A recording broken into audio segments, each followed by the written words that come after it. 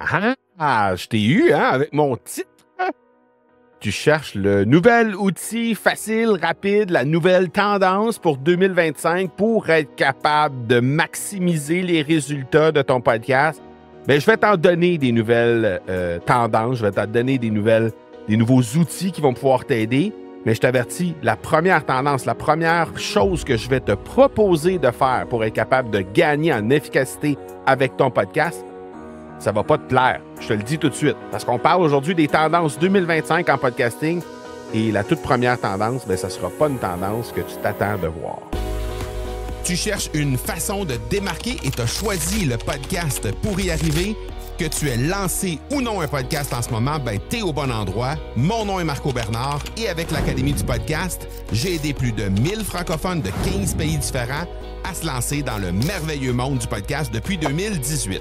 Je t'aide à maximiser l'impact positif que tu veux avoir auprès de ceux que tu souhaites attirer comme clients et ainsi cesser d'être le secret le mieux gardé de ton domaine en utilisant le podcast. Qui dit nouvelle année dit nouveaux gadgets, nouvelle façon de faire, des choses qu'on veut essayer de nouveau souvent pour avoir des meilleurs résultats parce qu'on n'est peut-être pas tout à fait satisfait encore de nos résultats de 2024. Donc là, on se dit, hey, là, on est en 2025 maintenant, on va essayer de faire des choses et on a peut-être même pris des résolutions qui vont faire en sorte que ça va nous pousser à vouloir tenter de nouvelles choses avec nos contenus ou notre façon de faire dans notre business, dans notre activité professionnelle ou personnelle pour être capable d'obtenir de meilleurs résultats et continuer d'avancer par rapport à ce qu'on a créé comme résultat en 2024. Tu as pris des résolutions, tu veux changer la donne. Bien, aujourd'hui, je vais te parler des différentes tendances qu'il va y avoir dans le monde du podcast et qui vont peut-être changer ta façon de voir les choses par rapport au podcast. Et bon, tu le sais, hein, on est dans un monde présentement qui est en constante évolution. Donc, va pas t'auto-flageller si tu n'es pas au courant de tout ce que je vais te donner aujourd'hui. Et surtout pas si tu te dis, ouais, mais là, moi, je suis peut-être pas rendu là encore. L'idée de l'épisode d'aujourd'hui, c'est vraiment de sensibiliser à tout ce qui s'offre à toi et que tu puisses choisir consciemment un des trucs qui va pouvoir te faire avancer davantage dans l'univers qui est rendu disponible et qui change constamment, hein, de jour en jour, de semaine en semaine. Il y a quelque chose, même d'heure en heure, même à la limite.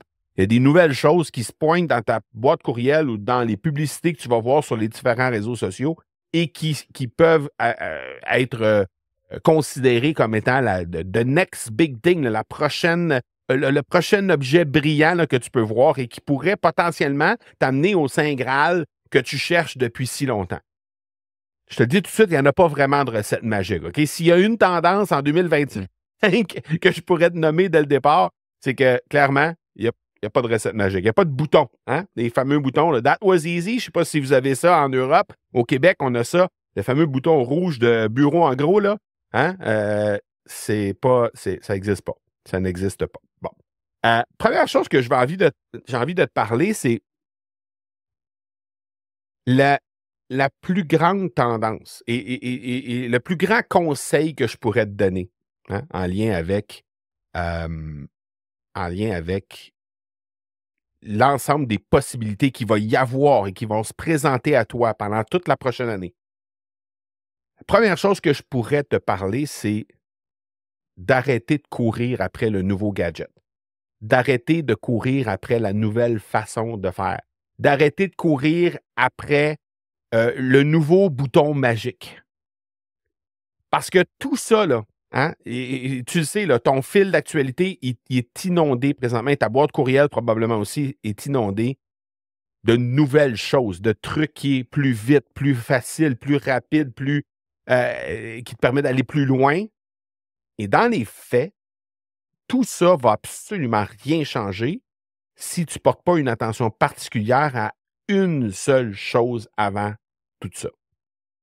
Parce que peut-être qu'au moment où on se parle, si tu regardes, disons que tu fais une petite pause, puis que tu te retournes en arrière, puis tu regardes les dernières années, 2020, 2021, 2022, 2023, 2024. Regarde toutes les choses que tu pourrais avoir tentées et les nouvelles plateformes, outils, façons de faire qui se sont présentées à toi pendant ces 2, 3, 4 dernières années-là. Peut-être que tu as essayé Snapchat. Peut-être que tu as essayé Musical.ly qui est devenu par la suite TikTok. Peut-être que tu as essayé la publicité Facebook. Peut-être que tu as essayé de maximiser les résultats via tes courriels. Peut-être que tu as tenté le coup avec LinkedIn. Peut-être que tu as fait des vidéos sur YouTube. Peut-être que tu as essayé tout ça. Peut-être que c'est Instagram, toi, ton truc. Peut-être que tu as essayé tout ça. Ou peut-être que tu as même essayé le podcast. Et que là, tu te rends compte, tu te dis, ah, non, je n'ai pas les résultats que je souhaite. J'aimerais avoir un plus grand impact. J'aimerais rejoindre un plus grand nombre de personnes. Je veux avoir plus de résultats. Et comment je peux faire ça? Bien, je vais changer d'outil, je vais changer de plateforme, je vais changer de façon de faire, je vais utiliser l'intelligence artificielle, je vais aller chercher tel outil qui va me permettre de publier plus facilement ou en plus grand nombre. À quel moment est-ce que tu vas réaliser que le dénominateur commun de tout ce qui s'est passé dans les 3, 4, 5 dernières années, c'est pas la plateforme différente que tu as utilisée. C'est pas comment quel équipement tu as utilisé. C'est pas la technique que tu as mis de l'avant. C'est pas l'outil que tu as utilisé. C'est pas le rendu esthétique ou sonore du truc. C'est pas le nouvel équipement que tu as acheté, la nouvelle caméra 4K ou le nouveau micro dernier cri. C'est pas ça. Le dénominateur commun de tout ce que tu as mis en place dans les dernières années et qui ne fonctionne pas, c'est toi. C'est toi. Donc, le problème, il ne part pas de la plateforme, il ne part pas de l'outil, il ne part pas de l'équipement, il ne part pas de nulle part ailleurs que de toi. Et le jour où tu vas réaliser ça, bien, au lieu d'investir du temps et de l'argent dans des nouvelles technologies, dans du nouvel équipement, dans des nouvelles façons de faire, dans une nouvelle plateforme, tu vas te concentrer à faire le maximum possible avec ce que tu as déjà en place. Parce que je te pose la question, est-ce que tu connais quelqu'un qui a utilisé Instagram et qui a vraiment du succès? Probablement. Hein? Dans ton fil Instagram, il y a probablement des gens que tu suis qui ont 1 million, 2 millions, 6 millions, 12 millions de personnes, d'abonnés, et qui potentiellement ont du succès avec leur compte Instagram. Est-ce que si tu es sur TikTok, est-ce que tu as déjà vu quelqu'un qui a du succès avec TikTok? Probablement. Est-ce que tu as vu quelqu'un qui a du succès sur LinkedIn? Quelqu'un qui est suivi par des centaines de milliers de personnes sur LinkedIn? Est-ce que tu as déjà vu ça? Moi, oui, et je sais que ça existe. Est-ce que tu as déjà vu quelqu'un qui l'a fait avec Facebook? Oui. Est-ce que tu connais quelqu'un qui l'a déjà fait avec les courriels? Je connais quelqu'un qui l'a fait avec des courriels, qui envoie systématiquement un courriel par jour et qui vend strictement via un courriel. Il n'y a pas de podcast, il n'est pas présent sur les réseaux sociaux, il n'y a pas rien d'autre. Il utilise que le courriel, mais il s'est concentré à avoir un message qui est absolument irrésistible dans le véhicule qu'il a choisi, c'est-à-dire les emails. Est-ce que tu connais quelqu'un qui a eu du succès avec un podcast? Moi, j'en connais plein, évidemment. Dans l'Académie du podcast, on en a plein, mais je connais plein de gens qui, comme premier contact avec les gens, et leur équipe de vente dirige directement les gens qui viennent dans un appel de vente directement sur le podcast, avant même de discuter de quoi que ce soit au niveau des programmes, simplement parce que le podcast, bien, c'est ce qui leur permet de pouvoir avoir du succès et c'est ce qui leur permet de pouvoir créer ce lien-là avec les gens. Donc, ce que j'ai envie de te dire, c'est que la première chose, la première tendance que tu dois absolument considérer et même que tu dois mettre de l'avant sans équivoque, c'est de mettre du temps sur la façon de structurer ton message. Mettre du temps sur la façon dont tu structures ce que tu as envie de dire pour que la personne qui reçoit ce message-là le comprenne de la bonne façon. Si tu rejoins une seule personne, mais que ton message est hyper bien structuré, tu devrais, en principe, être capable d'en faire un client. On est d'accord avec ça? Donc maintenant, si c'est 2 personnes, ça va probablement être la même chose. Si c'est 10 personnes, peut-être que ce ne sera pas 10 clients, peut-être que ça va être 3 ou 4 ou 5 clients, mais c'est ça. Et le jour où ça va être 100 personnes, ben peut-être que ça va être 20 clients. Peut-être que le niveau, le pourcentage de personnes qui, au final, vont se transformer ou vont accéder à tes programmes va diminuer avec le temps. Parce que plus tu rejoins de gens, évidemment, moins tu vas pouvoir être précis sur la façon de livrer le contenu exactement comme la personne a besoin de l'entendre. Mais si tu es capable de livrer un contenu qui est vraiment bien structuré et qui s'adresse à la bonne personne et qui utilise les bons mots, les bonnes tournures de phrases, les bons déclencheurs, tu vas être capable de tourner ce message-là en résultat. Autant pour la personne qui l'écoute que pour toi comme personne qui le livre. Et au final, c'est ça qu'on veut. On s'en fout qu'il y ait 5 personnes, 50 personnes, 500, 5000 ou 50 000 personnes qui nous écoutent. On s'en fout. L'idée, c'est d'avoir un impact majeur sur la personne qui nous écoute. Et là, j'ai bien utilisé la personne qui nous écoute. Si tu réussis à changer la vie aujourd'hui d'une seule personne, est-ce que tu serais content? La réponse est oui.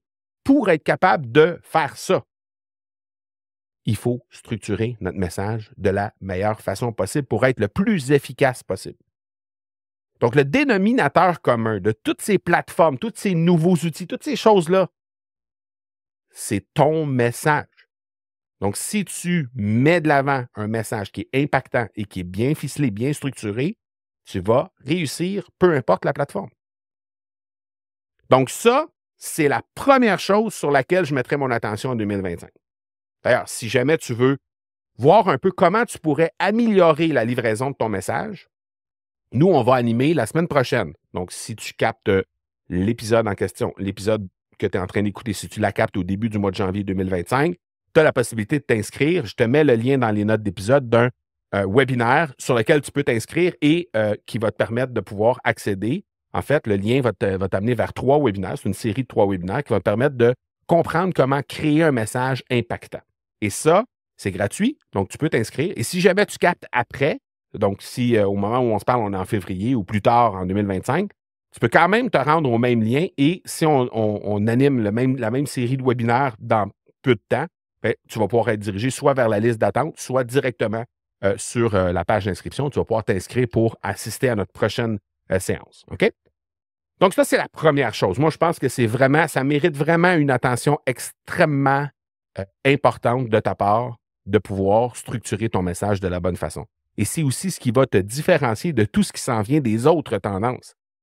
C'est-à-dire, il y a beaucoup de tendances qui s'en vont vers l'intelligence artificielle, évidemment. Parce que l'intelligence artificielle prend de plus en plus de place. Et ce qui va te différencier de pouvoir, de la simple intelligence artificielle, mais c'est ta couleur, c'est ta façon de vulgariser, ta façon de communiquer. Et ça s'apprend.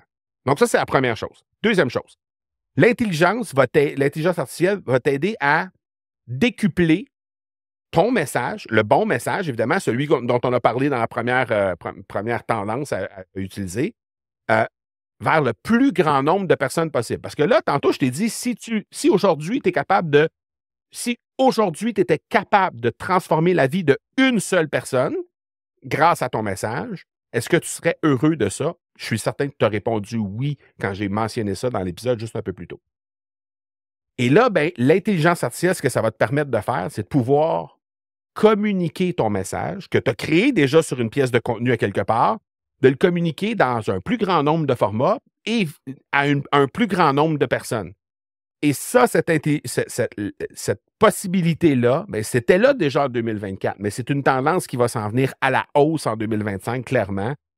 Donc, de pouvoir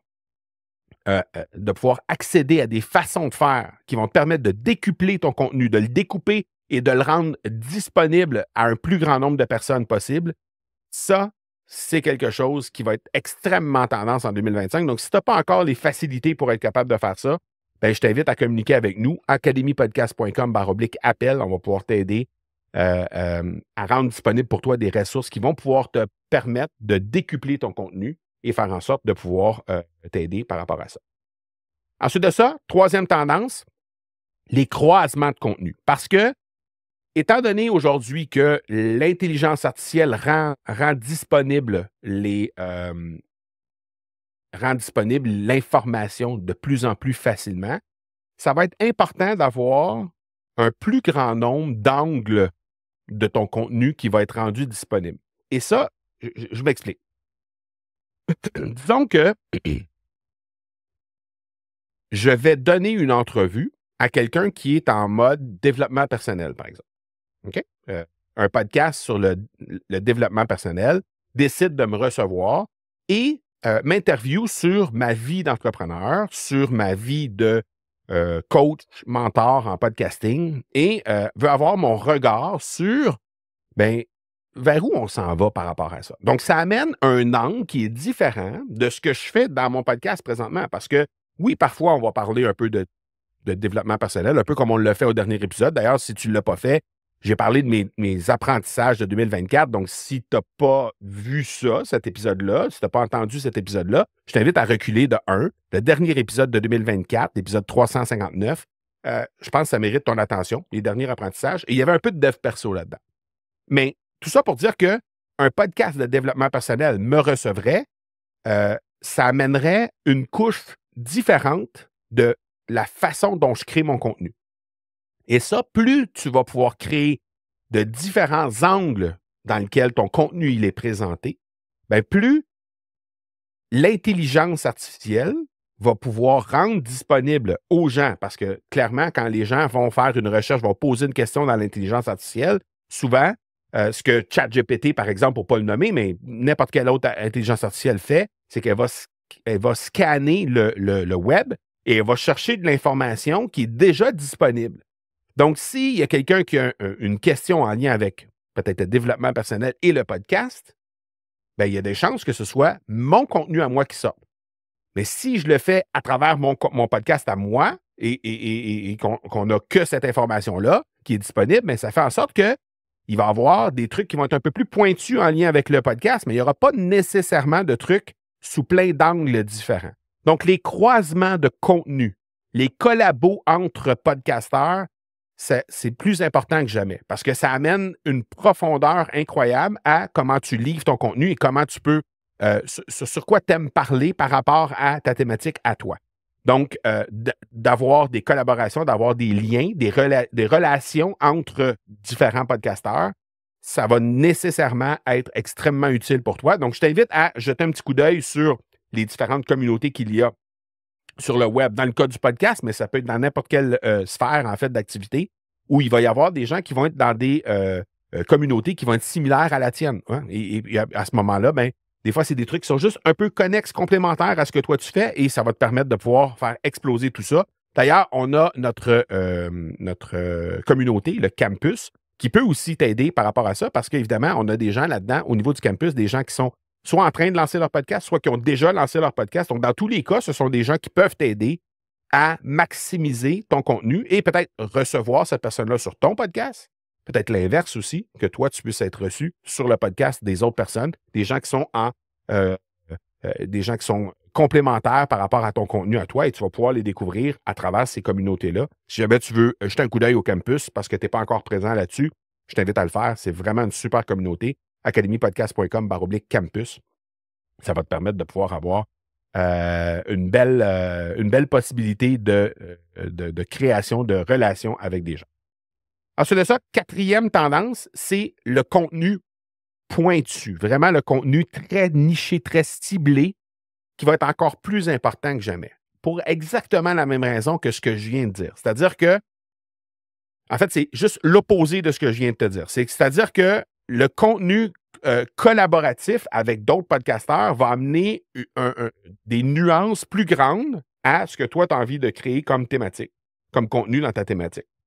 Le contenu pointu va être pour les mêmes raisons, c'est-à-dire que l'intelligence artificielle va pouvoir pointer vers ton contenu qui va répondre à une question très précise. En lien, par exemple, disons que quelqu'un posait la question présentement dans l'intelligence artificielle, quelles sont les tendances 2025 en mode podcasting? Il y a des chances que l'intelligence artificielle te fasse atterrir sur l'épisode que tu es en train d'écouter. Parce que c'est un contenu qui est pointu en lien avec ma thématique à moi. Ça pourrait être comment on peut créer un podcast sans aucun équipement, par exemple. Quelqu'un qui poserait cette question-là dans l'intelligence artificielle, si j'ai créé l'épisode pointu, très précise, très niché en lien avec cette question-là, il y a des chances que cette personne-là soit redirigée par l'intelligence artificielle vers moi. L'intelligence artificielle va te créer, va te référencer, va te présenter aux utilisateurs si tu réussis à répondre à une question que les personnes se posent. Donc, si tu réussis à créer du contenu qui est hyper pointu, qui répond à des questions précises que les gens dans ta thématique se posent et qui pourraient potentiellement poser dans une plateforme d'intelligence artificielle, tu as des chances que cette plateforme-là te propose comme résultat de recherche. Donc, ça, c'est extrêmement intéressant. Et c'est l'intelligence artificielle l'arrivée de l'intelligence artificielle qui fait en sorte que on arrive à une situation où on doit créer du contenu qui est intentionné et qui est pointu à ce point lorsqu'on crée des épisodes de podcast. Donc, ça, c'est la 4e tendance. Et la 5e tendance, toujours en lien avec l'intelligence artificielle, c'est que ça va être de plus en plus facile de créer du contenu multilangage. Donc, c'est-à-dire qu'on peut créer à la base un contenu en français. Et aujourd'hui, on peut non seulement traduire extrêmement facilement le contenu dans n'importe quelle langue étrangère, ça c'est la première chose, mais la deuxième chose, c'est qu'en plus, on peut faire cloner notre propre voix. Il y a des plateformes qui peuvent être utilisées, notamment moi, la plateforme que j'ai utilisée et que j'ai testée en 2024 et qui va peut-être nous permettre de voir notre académie dans d'autres langues en 2025. C'est 11 Lab. Donc, 11 comme le chiffre 11 en anglais et Lab comme laboratoire, tout simplement. Et ça, cette plateforme-là te permet de dupliquer ta voix. Donc, ce que tu fais, c'est que tu prends une vingtaine d'épisodes de podcast que tu vas déposer dans la machine et la machine, en fonction de l'émotion que tu mets dans ta voix, les différents thèmes de voix, etc., va recréer une voix artificielle, mais qui ressemble en tout point à ta propre voix. Et par la suite, lorsqu'elle va traduire un contenu que tu as fait en français, elle va essayer de positionner les émotions aux bons endroits en fonction de ce qu'elle a appris de toi. Donc, c'est absolument phénoménal ce qui est possible de faire maintenant. Évidemment, ces machines-là, ils s'améliorent de jour en jour. Donc, les algorithmes travaillent pour améliorer tout ça. Donc, ça fait en sorte qu'on a un résultat qui est de plus en plus précis lorsqu'on veut utiliser ce genre de machine-là. Alors, la création multilangage, la barrière des langues, en passant, là, c'est une question de semaines ou de mois avant que cette barrière-là ne soit absolument plus là du tout. Donc, pour les gens qui se disaient « Ah, moi, je crée du contenu en français, mais ça me limite parce que il y a plein de gens partout sur la Terre qui parlent le mandarin, qui parlent l'espagnol, qui parlent l'anglais et que je ne peux pas rejoindre avec mon podcast ou mon contenu que je crée en français. » C'est une question de mois avant que ce contenu-là puisse être rendu disponible dans toutes les langues que tu vas souhaiter à un paquet de gens. Donc, tu vas pouvoir rejoindre des gens partout à travers le monde. Donc, l'intelligence artificielle, c'est définitivement dans ce mode-là, dans cette façon de faire-là, un outil qui va être extrêmement utile. Donc, ça, c'est les 5 tendances que je voulais te soulever. Mais je répète encore une fois. Les 4 dernières tendances que je t'ai parlé, ce sont 4 tendances qui, oui, vont être importantes, puis oui, tu vas voir évoluer tout ça.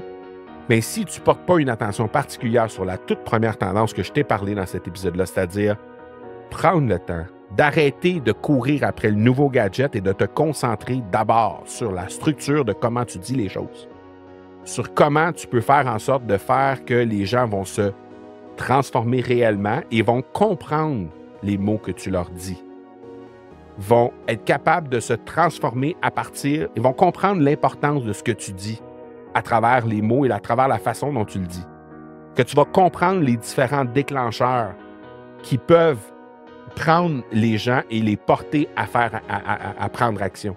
Donc, tout ça, là, Les 4 autres, là, même si tu crées du contenu dans 50 langues différentes, là, si ton contenu il n'est pas bon à la base, même si tu le crées 50 fois dans 50 langues différentes, il ne sera pas meilleur.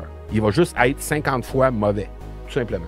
Donc, l'idée, c'est vraiment, avant même de choisir une autre plateforme, avant même de travailler avec l'intelligence artificielle, travailler sur, à la base, le bon contenu, de créer de la bonne façon. Et ça, c'est rendu disponible directement sur la série de masterclass qu'on va faire très prochainement. Je t'ai mis le lien dans les notes d'épisode. Tu vas pouvoir t'inscrire. C'est gratuit, donc au plaisir de te voir là-bas. Et si jamais tu veux travailler avec notre équipe, tu veux voir comment nous, on travaille, autant au niveau de l'intelligence artificielle qu'au niveau de comment créer le contenu, tu peux nous contacter directement au academypodcast.com/appel. Ça va nous faire extrêmement plaisir de discuter de tout ça avec toi. Donc voilà pour cette première en 2025, tout premier épisode, l'épisode 360. On se parle la semaine prochaine. Ciao, ciao.